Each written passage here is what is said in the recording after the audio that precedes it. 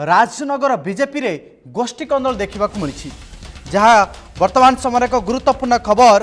Rajnagar BJP रे गोष्ठी कंदल अलेकू ticket नदेले इस्तफा देवाकू दाबी।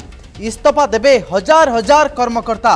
राजनगर ललित बेहरा को टिकेट देछि बीजेपी। पूर्वतन विधायक अलेख जेना को टिकेट देवाकू दाबी। जहाँ वर्तमान समय गुरुत्वपूर्ण खबर। राजनगर बीजेपी रे विद्रोह अलेकू को टिकेट नदेले इस्तफा देबे हजार हजार कार्यकर्ता और कर्मी। राजनगर बीजेपी रे थमुनी प्रतिवादर स्वर। बीजेपी पक्षरु नवागत ललित बेहरा को टिकेट दिया परे राजनगर बीजेपी रे गोष्ठी कंदल तेजिबार लागिछि। पूर्वतन विधायक अलेख जेना को दल प्रार्थी करू बोली दाबी करिछि। हजार हजार संख्यार बीजेपी कार्यकर्ता और कर्मी पट्टामुंडी ब्लॉक गंगारामपुर पंचायत माँ छुआलिया शक्तिपीठ में शुक्रवार संध्यार एकाठी होइछंती। दल पुनर्विचार न कले हजार हजार संख्यार कर्मकर्ता और कर्मी दलरू इस्तफा देवे बोली घोषणा करुछंती। जदि राज्य नेतृत्व प्रार्थी परिवर्तन न करंती तेबे हजार हजार कार्यकर्ता और कर्मी समूह इस्तफा देवे बोली घोषणा करिछंती। जहाँ वर्तमान समय एक गुरुत्वपूर्ण खबर बड़ ब्रेकिंग न्यूज देखा मिलूँ जे कि राजनगर में बीजेपी गोष्ठी कंदल कथा सामना को आसी। थमुनी राजनगर में बीजेपी गोष्ठी कंदलर प्रतिवादर स्वर। बीजेपी पक्षरु नवागत ललित बेहरा को टिकेट दिया परे राजनगर बीजेपी रे गोष्ठी कंदल तेजिबार लागिछि। पूर्वतन विधायक अलेख जेना को दल प्रार्थी करू बोली दाबी करिछि। एवं गुरुत्वपूर्ण कथा होची हजार हजार संख्यार बीजेपी कार्यकर्ता और कर्मी पट्टामुंडी ब्लॉक गंगारामपुर पंचायत माँ छुआलिया शक्तिपीठ में शुक्रवार दिन संध्यार एकाठी होइथिले एवं अलेकू टिकेट दिया जाऊ बोली ए मध्य कथा रखिछंती। जदि ए निष्पत्तिर पुनर्विचार न करा जाए तेबे हजार हजार कर्मी और समर्थक बीजेपी रु समूह इस्तफा देबाकू दाबी करिछन। जहाँ वर्तमान समय एक गुरुत्वपूर्ण खबर। अलेकू टिकेट नदेले इस्तफा देवाकू दाबी करिछि। हजार हजार संख्यक बीजेपी कर्मी और समर्थक एवं अलेकू कर्मी और समर्थक माने जो माने अलेकू को भल पाती अलेकू उपर जो मानकर भरोसा अच्छी से कर्मी माने से समर्थक माने हजार हजार संख्यार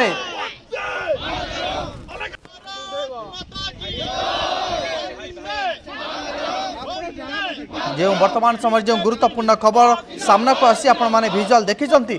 हजार हजार कर्मी अलेकू समर्थन रे अलेकू जदि टिकेट न दिया जिवो बा निष्पत्तिर जदि पुनर्विचार न हेबो तबे हजार हजार संख्यक कर्मी और समर्थक माने समूह बीजेपी इस्तफा देबे। जहाँ वर्तमान समय एक गुरुत्वपूर्ण खबर एवं बड़ ब्रेकिंग न्यूज। राजनगर नवागत बा युव चेहरा ललित बेहरा को टिकेट देइछि बीजेपी। असंतुष्ट एठी बीजेपी आउ एक गोष्ठी अलेकू गोष्ठी। अलेख जेना को जदि टिकेट न दिया जाए बा निष्पत्तिर पुनर्विचार जदि न निया जाए तेबे हजार हजार समर्थक एवं अलेकू भल पाउतिबा हजार हजार कर्मी समूह बीजेपी इस्तफा देबे। जहाँ वर्तमान समय एक गुरुत्वपूर्ण खबर। राजनगर बीजेपी रे विद्रोह अलेकू टिकेट न देले इस्तफा देबे हजार हजार कार्यकर्ता और कर्मी।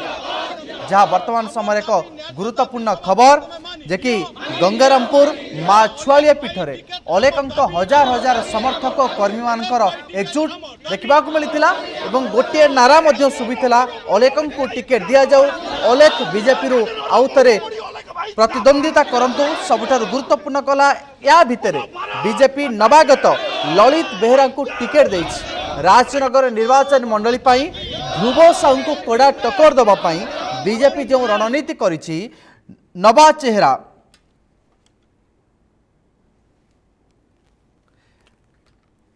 एने अधिक आलोचना करने मो सहित आम प्रतिनिधि कुमारेश नायक जोड़ी। कुमारेश मुझे जानापी चाहिए राजनगर जो बीजेपी गोष्ठी कंदल कथा सामना को आसी अलेकू समर्थन ने हजार हजार समर्थक और कर्मी माने गंगारामपुर माँ छुआलिया पीठ में एकजुट हो जो नारा देइचंती अलेकू टिकेट दिया जाऊ एवं ए निष्पत्तिर पुनर्विचार करा जाऊ जदि न करा जाउची हजार हजार समर्थक कर्मी इस्तफा देबे। देखंतु କାଲି ସନ୍ଧ୍ୟାରେ ଏକ ପଟାମ ଦେଇ ଛୁଆଳିଆ ନିକଟରେ ହଜାର ହଜାର ସଂଖ୍ୟାର ସମର୍ଥକ ଯୋଗ ଦେଇଥିଲେ। ବିଜେପି ସମର୍ଥକ, କର୍ମକର୍ତ୍ତା ଏବଂ କର୍ମୀ ରହିଥିଲେ। ସେମାନଙ୍କର ଗୋଟିଏ କଥା ହେଲା, ପୂର୍ବତନ ବିଧାୟକ ଅଲେଖ ଜେନାଙ୍କୁ ଟିକେଟ ଦିଆଯାଉ। ବର୍ତ୍ତମାନ ଯାହାକୁ ଟିକେଟ ଦିଆଯାଇଛି ଲଳିତ ବେହେରା, ତାଙ୍କର କୌଣସି ସଂଗଠନ ନାହିଁ, ନା ସେମିତିକା ତାଙ୍କର ଫେସ୍ ଭ୍ୟାଲୁ କିଛି ନାହିଁ, ନା କୌଣସି କାର୍ଯ୍ୟକ୍ରମରେ ସେ ଜଡ଼ିତ ନାହାନ୍ତି। କୌଣସି କର୍ମୀ ତାଙ୍କୁ ବି ଜାଣି ନାହାନ୍ତି। କିନ୍ତୁ ଯିଏ ସଂଗଠନ କରୁଥିଲେ ଅଲେଖ ଜେନା ଏବଂ ଆଉ ଜଣେ ଥିଲେ ଅଜୟ ବେହେରା, ତାପରେ ଟିକେଟ ଆଶାରେ ଥିଲେ ଅଲେଖ ଜେନା, ଅଜୟ ବେହେରା, ପଟ୍ଟାମୁଣ୍ଡେଇ ନଗର ସଭାପତି ଶଶିକାନ୍ତ ସ୍ୱାଇଁ, ଏମିତି ସବୁ ଥିଲେ। କିନ୍ତୁ ଲଳିତଙ୍କ ନାମ ନଥିଲା। ସେ କେମିତି କଣ ଟିକେଟ ନେଲେ, କୋଉ ଗ୍ରାଉଣ୍ଡରେ ତାଙ୍କର କଣ କେମିତି ହେଲେ, କେହି ବିଜେଡି କର୍ମୀ ସେମାନଙ୍କୁ ଗ୍ରହଣ କରିପାରୁନାହାନ୍ତି। ଆପଣ ଦେଖନ୍ତୁ ରାଜନଗରରେ ବି ତାଙ୍କ କୁଶ ପୁତଳିକା ଦାହ ହୋଇଥିଲା। ବୈଜନ୍ତ ପଣ୍ଡାଙ୍କୁ ବି କିଛି କର୍ମୀ 500ରୁ ଉର୍ଦ୍ଧ୍ୱ କର୍ମୀ ଯାଇ ଭୁବନେଶ୍ୱରରେ ଘେରିଥିଲେ ଯେ ଟିକେଟ ବଦଳା ଯାଉ, ନହେଲେ ଆମେ ସମୂହ ଇସ୍ତଫା ଦେବୁ। ଏଇ କଥା ରହିଥିଲା। କାଲି ଜୋରସୋରରେ ପୁରା ରଣହୁଙ୍କାର ଦେଇଛନ୍ତି ବିଜେପି କର୍ମୀ ଯେ ଟିକେଟ ବଦଳା ଯାଉ। ଆଜ୍ଞା କୁମାର, ସବୁଠାରୁ ଗୁରୁତ୍ୱପୂର୍ଣ୍ଣ କଥା ହେଉଛି ଦଳ କହୁଛି ଆମେ ଲୋକମତ ଆଧାରରେ ପ୍ରାର୍ଥୀ ଚୟନ କରିଛୁ। ଯାହା ଆପଣ କହୁଥିଲେ ଯେଉଁ ରେସ୍ରେ ଥିଲେ ଯେଉଁମାନେ, ତାଙ୍କ ଭିତରେ ହୁଏତ ଲଳିତ ବେହେରା ଥାଇପାରନ୍ତି ବା ନଥାଇପାରନ୍ତି, ସେ ଏକ ପ୍ରଶ୍ନ। କିନ୍ତୁ ଦଳ ସ୍ପଷ୍ଟ କରିଛି ଆମେ ଲୋକମତ ବା ଜନମତ ଆଧାରରେ ଆମେ ପ୍ରାର୍ଥୀ ଚୟନ କରିଛୁ, ଯିଏକି ନିର୍ବାଚନ ମଣ୍ଡଳୀକୁ ପ୍ରତିନିଧିତ୍ୱ କରିବାର କ୍ଷମତା ଥିବ ଏବଂ ୱିନିଂ କାଟାଗୋରୀ ଜୋନ୍ ଭିତରେ ସେମାନେ ଆସୁଥିବେ। ୟା ଭିତରେ ଯଦି ଦଳ କ୍ଲିୟର କରୁଛି, ତେବେ କାହିଁକି ଅସନ୍ତୋଷ?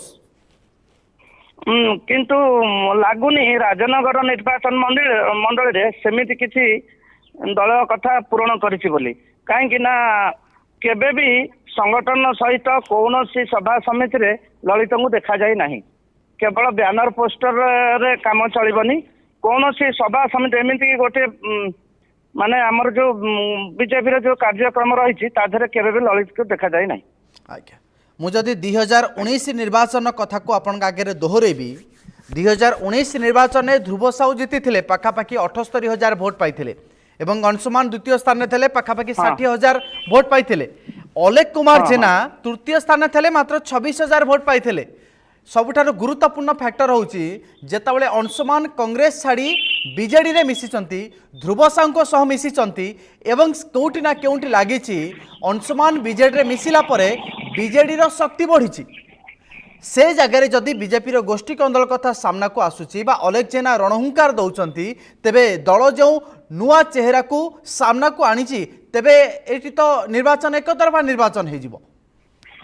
हाँ ठीक एटा गोटे प्रकार सत कथा किंतु जेतेबेले अलेख जेना प्रार्थी न होते से हेले ता पूर्वर जे आमर ता पूर्वर जे प्रार्थी होते बीजेपी से मात्र 5,000 भोट पाई किंतु जेतेबेले अलेख जेना प्रार्थी हेले हठात 5,000 टा 25,000 रु 25,000 को वृद्धि पाइला। जदि अलेख जेना किसी करते निश्चय आधार फायदा बीजेडी ही नेब किसी संदेह नहीं। तेबे जदि पुणी पुनर्विचार हुए निष्पत्तिर बा टिकेट फेरा जाए ललित बेहेरा ठारू टिकेट फेरे अलेख जेना को टिकेट दि जाए तेबे पुणी ललित बेहेरा समर्थक माने मध्य कुशपुतलिका दाह करि पारंती बा एमिते अनशन करि पारंती बा चेतावनी दे पारंती तेबे यार समाधानटा पुणी कोन हबो? समाधान एया हेबो जे जेते जण आशायी अछंती समस्त की बसई जदि दल ताको प्रतिहित करि परिबो तांको कथा को कोन हेई पारे सब दलर तो एमिति अछि। सबुठारु गुरुत्वपूर्ण कथा होची मु जानिया पई चाहिबी कुमारेश राजनगर रो वर्तमान ग्राउंड रिपोर्ट कोन कहूची लोकंकर मूड कुआडे लोक चाहुचंती कि अलेख जेना को प्रार्थी करा गले दलमत निर्विशेष अलेख जेना प्रति समर्थन रहिबो अलेख जेना जीति पारिबे केउटा केउटी वर्तमान राजनगर कांग्रेस एक प्रकार सुनो हवा उपरे जेतबेले अंशुमान मिसी सारी कांग्रेस भोट बैंक स्थिति कौन हेबो सुनो जदि मु कहि दउची तेबे कांग्रेस भोट बैंक कौन हेबो ए सबु भितरे लोकमत कुआडे राजनगर रे देखंतु लोकमत ପୂର୍ବରୁ ଥିଲେ ବିଜେଡି ବିଧାୟକ। ଏଠି ପୂର୍ବ ଯୋଉ ଭୋଟ ହେଇଥିଲା ଏଠି କଂଗ୍ରେସ ଥିଲା ବିରୋଧୀ ଦଳ ବିଜେଡିର। ଆଜ୍ଞା ବର୍ତ୍ତମାନ ଯେତେବେଳେ କଂଗ୍ରେସ ର ଯିଏ ଥିଲେ ଅଂଶୁମାନ ମହାନ୍ତି ସେ ଯେତେବେଳେ ବିଜେଡିରେ ମିଶି ଯାଇଛନ୍ତି କଂଗ୍ରେସର ବଳ ନିଶ୍ଚୟ କମିଛି। କୋଉଟା କୋଉଠି ବିଜେଡି ହଁ ବିଜେଡିର ବି ଶକ୍ତି ବଢିଛି। ଶକ୍ତି ବଢିଛି, ବିକଳ୍ପ ବିଜେପି ହବା କଥା। ହଁ କିନ୍ତୁ ବିଜେପିର ଯଦି ଏଇଭଳି ଗୋଷ୍ଠୀ କନ୍ଦଳ ଲାଗି ରୁହେ ତାହେଲେ ଏକଚାଟିଆ ଭୋଟ ହବ। ଧ୍ରୁବ ସାହୁଙ୍କୁ ଜିତିବାକୁ ଆହୁରି ସୁବିଧା ହେଇଯିବ। ମୁଁ ୟା ଭିତରେ ଗୁରୁତ୍ୱପୂର୍ଣ୍ଣ କଥା ଜାଣିବା ପାଇଁ ଚାହିଁବି, ଅଲେଖ ଜେନା କେଉଁଠି ନା କେଉଁଠି ରାଜ୍ୟ ପ୍ରତିନିଧିଙ୍କ ବା ରାଜ୍ୟ ସଭାପତି ହୁଅନ୍ତୁ ବା ରାଜ୍ୟ ଦାୟିତ୍ୱରେ ଯେଉଁମାନେ ଅଛନ୍ତି ସେମାନଙ୍କର ଆସ୍ଥା ହରାଇଛନ୍ତି କି ଅଲେଖ, ଯେଉଁଥିପାଇଁ ଅଲେଖଙ୍କ ଟିକେଟକୁ କଟାଯାଇଛି ଏବଂ ନବ ଚେହେରା ବା ନୂଆ ଚେହେରାଙ୍କୁ ଦଳ ସାମ୍ନାକୁ ଆଣିଛି। ସେ ବି ହେଇଥାଇପାରେ, କିନ୍ତୁ ପ୍ରାୟ ଦେଖାଯାଉଛି ବିଜେପି ବହୁତ ଜାଗାରେ ପ୍ରାର୍ଥୀ ଅଦଳ ବଦଳ କରୁଛି। ଆଜ୍ଞା ଇଏ ତା ଭିତରେ ଗୋଟେ ମାଧ୍ୟମ ହେଇପାରେ, କିନ୍ତୁ ଅଲେଖ ଜେନା ହେଲେ ଦାବିଦାର। ଆଉ ଅଲେଖ ଜେନାଙ୍କର କିଛି ଫେସ୍ ଭ୍ୟାଲୁ ମଧ୍ୟ ରହିଛି। ରାଜନଗର ନିର୍ବାଚନ ମଣ୍ଡଳୀରେ ଅଲେଖ ଜେନାଙ୍କର ବହୁତ ସମର୍ଥକ ଅଛନ୍ତି।